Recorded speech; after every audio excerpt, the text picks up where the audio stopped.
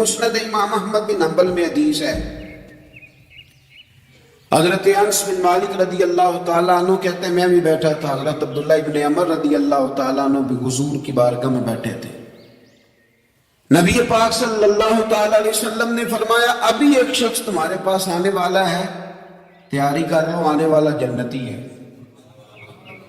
کہتے ہیں ایک شخص اندر داخل ہوا تو سادہ سا بندہ، داڑھی سے پانی کے قطرے گر رہے، جوتے ہاتھ میں پکڑے یا بغل میں دبائے، وہ آ گیا حضور سے بات چیت کی، چلا گیا۔ ہم بڑے خوش تھے کہ کمال نہیں ہو گیا، جس کو حضور نے دنیا میں جنت کی بشارت عطا کر دی۔ اگلے دن اس نے اتفاق، ہم اسی جگہ اسی حال میں بیٹھے تھے کہ پھر محبوب نے فرمایا بھی ایک بندہ آنے لگا جنتی ہے۔ کہتے ہیں وہ بندہ آیا تو دیکھ کے حیران ہو گئے، یہ تو وہی کل والا ہی بندہ ہے۔ اسی طرح داڑھی سے پانی کے قطرے گر رہے ہیں، جوتے اس کی بغل میں آ کے بیٹھ گیا۔ تیسرے دن اللہ کی قدرت ہم وہیں بیٹھے تھے، پھر حضور نے فرمایا بندہ آنے لگا، زیارت کر لو، تیاری کر لو، بندہ جنتی ہے۔ وہی بندہ آیا جو پہلے 2 دن آیا تھا۔ حضرت عبداللہ ابن عمر کہتے ہیں کہ وہ حضور سے کوئی بات چیت کر کے جانے لگا تو میں اس کے پیچھے ہو گیا۔ میں نے اس کو جا کے سلام کے بعد کہا کہ یار میں تیرا مہمان بننا چاہتا ہوں، 3 راتوں کے لیے رکھ لو گے؟ اب محلہ بھی ایک، شہر بھی ایک۔ اس نے کہا جی ٹھیک ہے، آ جائیں، جو میرے پاس روکھا سوکھا ہوگا پیش کر دوں گا۔ فرماتے ہیں 3 راتیں 3 دن میں اس کے پاس رہا۔ میں جاننا چاہتا تھا کہ کون سی ایسی عبادت کرتا ہے، اس کی وجہ سے 3 دن حضور نے جنت کی بشارت اس کے لیے دی، اعلان فرمایا۔ کہتے ہیں میں نے کوئی غیر معمولی چیز نہیں اس کے اندر دیکھی، کوئی انوکھی عبادت نہیں دیکھی۔ عشاء پڑھتا، فجر تک سویا رہتا، میں تہجد کے وقت اٹھتا، نفل پڑھتا۔ 3 راتیں یہ ہوتا رہا۔ ہاں جب وہ کروٹیں بدلتا تو اللہ اکبر اللہ اکبر کہتا، باقی وہ سویا، فجر میں اٹھا، صدقہ بھی وہ کوئی خاص نہیں اس نے دیا، خیرات بھی میں اس سے زیادہ کرتا رہا، مجھے کوئی خاص چیز نظر نہیں آئی۔ تیسرے دن میں جانے لگا تو میں نے اسے کہا یار سن، مجھے کوئی ضرورت نہیں تھی تیرے گھر میں قیام کرنے کی، میرا گھر قریبی ہے۔ وہ تو کمال یہ ہے کہ نبی کریم علیہ السلام نے اپنی زبان میں فیض ترجمان سے، یعنی وہ زبان جس کو سب کن کی کنجی کہیں، اس کی نافذ حکومت پہ لاکھوں سلام، حضور نے 3 دن تجھے مسلسل جنتی کہا ہے۔ میں تو دیکھنے آیا تھا کہ تیرے اندر کوئی عمل ہو تو میں بھی وہ شروع کروں۔ تو وہ کہنے لگا یہی ہے جو آپ نے دیکھ لیا ہے، فرض نماز ہی پڑھتا ہوں، روٹین کے کام ہی کرتا ہوں، کوئی خاص چیز تو میرے پاس کوئی نہیں۔ حضرت عبداللہ ابن عمر فرماتے ہیں میں نے تو سمجھا کہ میں تو اس سے زیادہ خیر کے کام کرتا ہوں۔ اب میں سوچتا ہوا وہاں سے نکلنے لگا کہ پھر کیا خاص بات ہے جو نبی پاک نے 3 دفعہ اسے جنتی کہا ہے۔ جب میں نکلنے لگا نا، دروازے میں مڑنے لگا تو اس نے آواز دی کہ یار سنو، ایک بات یاد آئی ہے۔ میں نے کہا وہ کون سی؟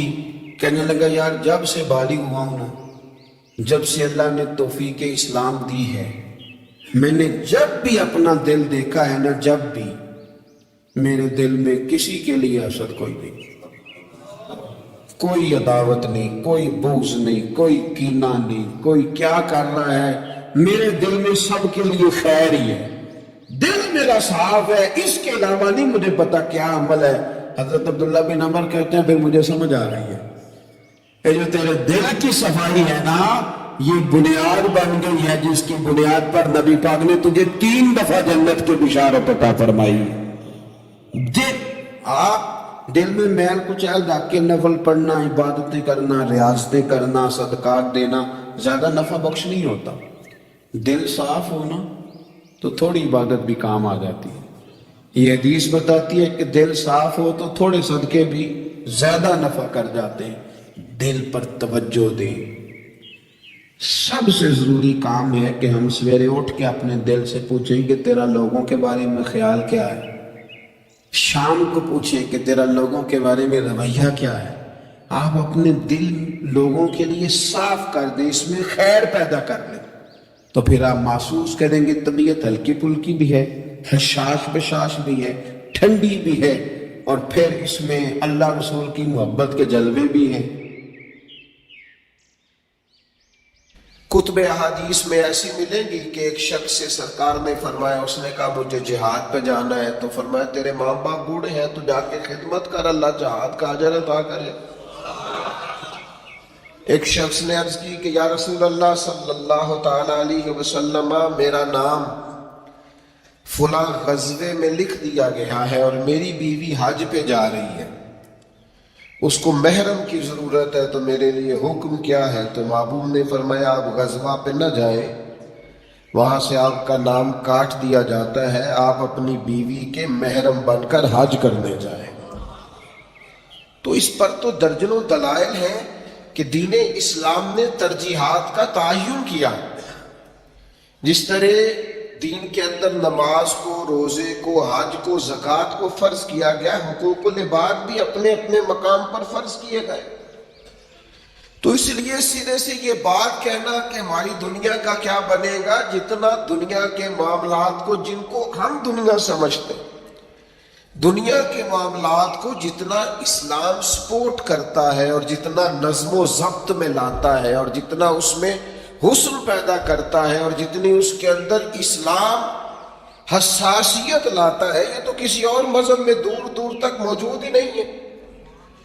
تو اس لیے اس پہلو کو سمجھا جائے۔ اب دیکھیے قرآن مجید فرقان حمید کی سورہ نحل کی ایک آیت کریمہ کا میں نے ایک حصہ تلاوت کیا۔ ایک تو اسی سورہ مبارکہ کی ایک آیت میں نے تلاوت کی تھی جس میں اللہ نے فرمایا جو بھی اچھے عمل کرے، من عمل صالحا من ذکر او انثی وهو مؤمن فلنحيينه حیاتا طیبہ، جو بھی اچھے عمل کرے، چاہے مرد ہو چاہے عورت، شرط یہ ہے کہ مومن ہو، ہم اسے پاکیزہ زندگی عطا فرمائیں گے، اس کی زندگی کے شب و روز کو حیات طیبہ بنا دیا جائے گا۔ اب یہ آیت کریمہ بھی سورہ نحل میں موجود ہے۔ اللہ کریم نے ارشاد فرمایا للذین احسنوا فی ہذہ الدنیا حسنہ۔ یہ جو حسنہ کا لفظ ہے قرآن میں یہ بڑا ہی حسین ہے۔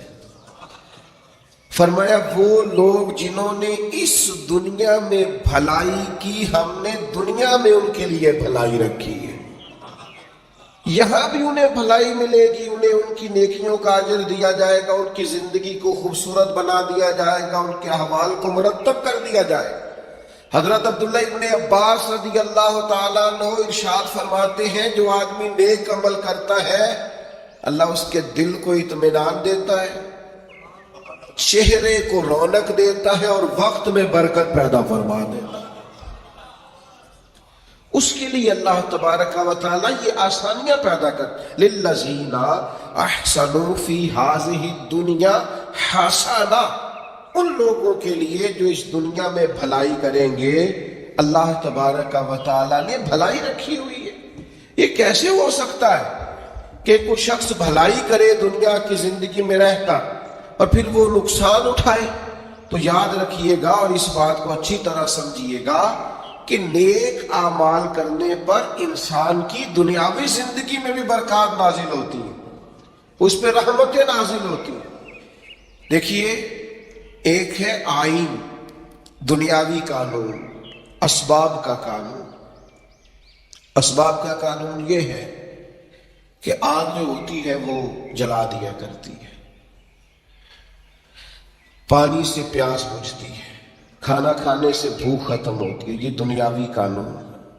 ایک ہے روحانی اور رحمانی قانون، وہ یہ ہے کہ آگ ہمیشہ جلاتی ہے، لیکن اگر رب چاہے تو جناب ابراہیم علیہ السلام کو نہیں جلایا کرتا۔ یہ رحمان کا قانون ہے، یہ روحانی معاملہ ہے۔ ویسے تو انسان کھانا کھاتا ہے تو اس کی بھوک مٹتی ہے، لیکن نبی پاک علیہ السلام نے فرمایا بیمار کے ساتھ ضد نہ کرو، اس لیے کہ اس کا رب اسے کھلا بھی دیتا ہے اور پلا بھی دیتا ہے، اس کا پیٹ بھرا ہوا ہوتا ہے، اس کو بھوک نہیں لگ رہی ہوتی۔ یہ کیا ہے؟ یہ روحانی قانون۔ ہم دنیا کے اندر کاروبار کرتے ہیں، تجارت کرتے ہیں، محنت کرتے ہیں، جدوجہد کرتے ہیں۔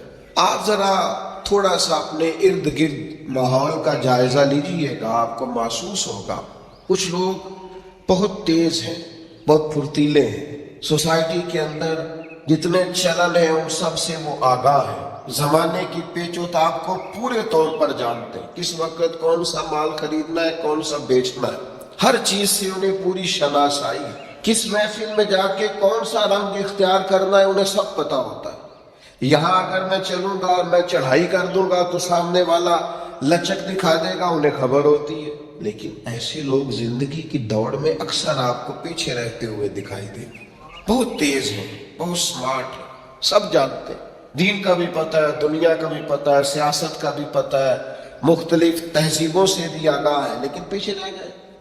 کچھ لوگ آپ کو ایسے ملیں گے بظاہر بھولے بھالے ہیں، سیدھے سادے ہیں، پر مٹی میں ہاتھ رکھتے ہیں اللہ سونا بنا دیتا ہے۔ وہ جو لوگوں کے پاس بہت ساری دنیاوی معاملات ہیں وہ بظاہر ان کے پاس موجود نہیں، ان کو بہت سارے لوگ کہتے ہیں یار یہ کبھی مجھے یہ والا ہنر آتا ہوتا، یا جس طرح اس شخص کے پاس سرمایہ ہے میرے پاس ہوتا تو میں 10 کے 20 اور 20 کے 40 منٹوں میں کر کے دکھاتا۔ یاد رکھنا کئی دفعہ انسان پر ایسا وقت آتا ہے کہ اس کے لیے ایک رکاوٹ بھی رستے میں باقی نہیں رہتی، وہ جدھر جدھر جاتا ہے دروازے کھلتے جاتے ہیں، جن رستوں پر وہ سفر کرتا ہے وہ رستے اس کے لیے آسان ہوتے جاتے ہیں، بڑی لمبی چوڑی دشوار گزار گھاٹیاں ہوتی ہیں، لیکن یہ قدم رکھتا ہے تو رستے سمٹتے چلے جاتے ہیں، خود اسے احساس ہوتا ہے کہ یار میں پلٹ کر دیکھتا ہوں تو میں تو وہ کر ہی نہیں سکتا تھا جو مجھ سے ہو گیا، یہ میرے لیے ممکن، یہ میں نے کر لیا، یہ مجھ سے ہو گیا، دروازے کھل جاتے ہیں۔ اللہ کا قرآن کہتا ہے کچھ لوگ ایسے ہیں جن کے لیے اللہ زمین و آسمان کی برکتوں کے دروازے کھول دیتا ہے، زمین بھی دروازے کھولتی ہے اور آسمان بھی، تو شرطیں کتنی ہیں؟ اب تو ہر آدمی چاہتا ہے میرے لیے زمین و آسمان کے دروازے کھل جائیں، شرطیں کتنی؟ صرف 2۔ کیا عمل کرنا ہے؟ صرف 2 کام، صرف 2 شرائط۔ یہ قرآن مجید ہے، سورہ اعراف ہے، فرمایا اگر یہ بستیوں والے ایمان لے آتے اور تقوی اختیار کرتے، ایمان لاتے اور متقی ہو جاتے، اللہ سے ڈر کے وقت گزارتے، تو کیا مالک تو صرف انہیں آخرت میں ہی اجر دے گا؟ صرف صبح قیامت ہی ایمان اور تقوی پر جزا مرتب ہوگی؟ تو فرمایا اگر بستیوں والے ایمان لاتے اور تقوی اختیار کرتے لَفَتَحْنَا عَلَيْهِمْ بَرَكَاتٍ مِّنَ السَّمَاءِ وَالْأَرْضِ، ہم ان پر زمین و آسمان کی برکتوں کے دروازے کھول دیتے۔ اگر یہ ایمان لے آتے لَفَتَحْنَا عَلَيْهِمْ بَرَكَاتٍ مِّنَ السَّمَاءِ وَالْأَرْضِ، تو دروازے کھول دیتے زمین و آسمان کی برکتوں، ہم ان پر دروازے کھول دیں۔ شرط صرف 2، ایمان لائے اور تقوی اختیار۔ جو بھی کام کریں اللہ سے ڈر کے کریں، مومن اور متقی بن کے کریں، لین کریں دین کریں، خریداری کریں فروخت کریں، حقوق العباد کا معاملہ، حقوق اللہ کا معاملہ، ہر معاملے میں اگر یہ اپنے رب کریم کی رضا کو پیش نظر رکھیں گے تو ایسا نہیں ہوگا کہ نیک لوگ نانے جوی کے محتاج رہے، ایسا نہیں ہوگا کہ جو لوگ کفر کرنے والے ہیں وہ تو آسودہ زندگی گزارے اور مومن مجبور اور تہی دست اور تنگ دامن زندگی گزارے۔ مالک کہتا ہے تو تقوی تو اختیار کر، تو پکا مومن تو بن، میں زمین آسمان کی برکتوں کے دروازے کھول دوں گا۔ اور بالکل اسی مضمون کو سورہ طلاق کے اندر بیان فرمایا، بالکل اسی مضمون۔ بعض اوقات ایسا ہوتا ہے انسان مسائل میں گھر جاتا ہے اور اسے چاروں جانب سے راستے بند نظر آتے ہیں، اسے محسوس ہوتا ہے کہ یار اس وقت تو میں وہی ہوں جس کے ارد گرد اتنے لوگ ہوتے تھے، یہ اچانک کیا ہوا؟ ہر طرف سے مشکلات نے گھیر لیا، دکھ آئے ہیں تو اکٹھے ہی آ گئے ہیں، آزمائشیں آئی ہیں تو بیک وقت آ گئی۔ تو اللہ کریم نے سورہ طلاق میں ارشاد فرمایا ان ساری مشکلات سے نکلنے کا بھی یہی رستہ ہے، وَمَن يَتَّقِ اللَّهَ يَجْعَل لَّهُ مَخْرَجًا، جو اللہ سے ڈرے گا اللہ ہر مشکل سے نکلنے کے لیے اسے رستہ عطا فرما دے، اللہ اس کے لیے اسباب پیدا کر دے، اسے خبر ہی نہیں ہوگی اسے پتہ ہی نہیں چلے گا وَيَرْزُقْهُ مِنْ حَيْثُ لَا يَحْتَسِبُ، اللہ فرماتے ہیں وہاں سے رزق دوں گا اس نے کبھی سوچا بھی نہیں ہوگا، گمان تک نہیں گیا۔ شرط کیا ہے وَمَن يَتَّقِ اللَّهَ، اگر اللہ سے ڈرے، چالاکیاں نہ کرے، تیزیاں نہ دکھائے، سب کچھ شیشے میں نہ اتارے، خوشامد کر کے ہر آدمی کو قائل نہ کرے، جھوٹ کا سہارا نہ لے، زبان کی تیزی کے ساتھ اس کو بھی رکھنا ہے اس کو بھی رکھنا ہے، اس سے بھی میری دوستی اس سے بھی میری دوستی، میں ساری سوسائٹی کو، آپ فکر نہ کریں اگر آپ کسی کو شیشے میں اتار رہے ہیں تو وہ بھی آپ کو شیشے میں اتار رہا ہے۔ بڑے بھولے بھالے بڑے اللہ والے ریاض آپ کو بس ہم ہی جانتے ہیں، اسے بھی ساری ہی خبر ہے، وہ بھی سب جانتا ہے۔ اگر صحیح رستہ اختیار کیا جائے، تقوی کا رستہ اختیار کیا جائے، حضرت عوف بن مالک اشجعی رضی اللہ تعالیٰ عنہ فرماتے ہیں بیٹا میرا اغوا کر لیا کفار نے، اور غربت اور قحط اور پریشانی پہلے ہی بہت زیادہ تھی، میں بڑی تکلیف میں حضور کی بارگاہ میں حاضر ہوا، یا رسول اللہ کیا کروں؟ تو کریم فرمانے لگے رب سے ڈر، اللہ پہ بھروسہ کر، لا حول شریف کی کثرت کر۔ فرماتے ابھی ہم نے 1-2 تسبیح پوری نہیں پڑھی تھی، دروازے پر دستک ہوئی، بیٹا بھی آ گیا اور 400 بکریاں بھی ساتھ لایا۔ اتنی جلدی کرم نوازی، اتنی جلدی رحمت؟ میں نے کہا بیٹا کیا ہوا؟ کہنے لگے ابا جی کچھ لوگوں نے اغوا کیا تھا، مجھے باندھ رکھا تھا، اچانک میں نے ہاتھ ہلایا تو رسیاں بھی کھل گئیں، باہر نکلا تو وہ غائب تھے، تھا ہی کوئی نہیں، اور اس حویلی میں 400 بکریاں تھی، میں نے دروازہ کھول کے ذرا انہیں ہانکا ہے تو وہ 400 کی 400 میں سے بھاگی بھی کوئی نہیں، ساری ساتھ آ گئی ہیں، کرم ہو گیا۔ تو آپ فرماتے ہیں میں حضور کی بارگاہ میں حاضر ہوا، یا رسول اللہ ان بکریوں کا کیا کرنا ہے؟ تو فرمایا میرے رب نے تجھے عطا کی ہے، یہ مال غنیمت ہے، تیرے لیے جائز ہے۔